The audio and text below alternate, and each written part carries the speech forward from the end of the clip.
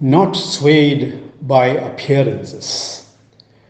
Dear friends, the Gospel for today's liturgy presents to us Jesus in a confrontation with the Pharisees and the Herodians. They hatched a plot to trap Jesus. The trap is set on the need to pay taxes to Caesar or not. A cunningly designed trap, but Jesus was not caught in it. The enemies begin their confrontation on a positive note of highlighting the good qualities of Jesus. You are true and teach the way of God truthfully. You do not care about anyone's opinion, for you are not swayed by appearances. The enemies of Jesus are indeed swayed and shaken by Jesus' appearance and utterances. No one can resist Jesus' teaching nor the power emanating from his personality.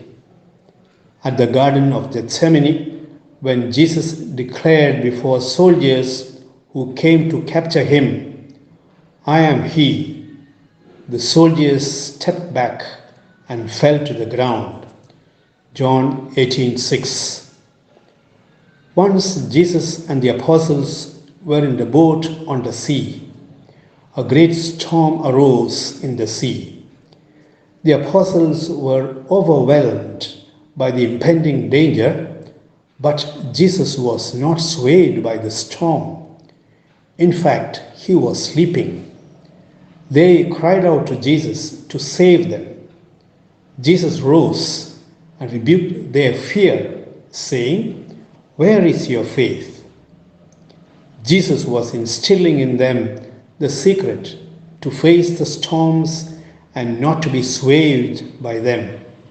Faith has the ability to raise us beyond the present danger and experience the power of the Lord at work.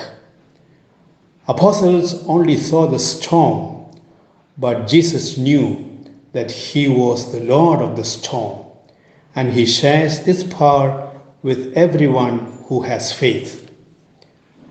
Are not 5 sparrows sold for 2 pennies, and not one of them is forgotten before God?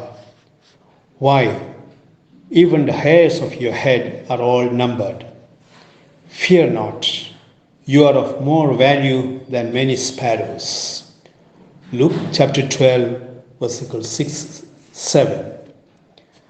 Are we aware of our value? On the day of Jesus' baptism, he becomes more aware of his divine dimension. "You are my beloved Son, in whom I am well pleased." The deeper awareness gives him the power to rise before the fears and appearances. A deeper grasp of our own value, made in the image and likeness of God, helps us not to be swayed by appearances.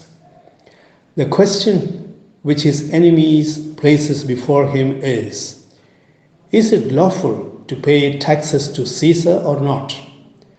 Jesus sees through this question and understands that it is a test. But he is not swayed by their malicious intent, because he is able to see a beautiful harmony at work in the world brought about by God.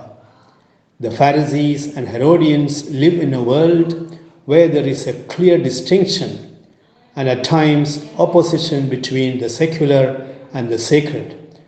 But for Jesus, such attitudes are man-made. Hence, Jesus gives us a powerful and time-tested answer. Render to Caesar the things that are Caesar's, and to God the things that are God's.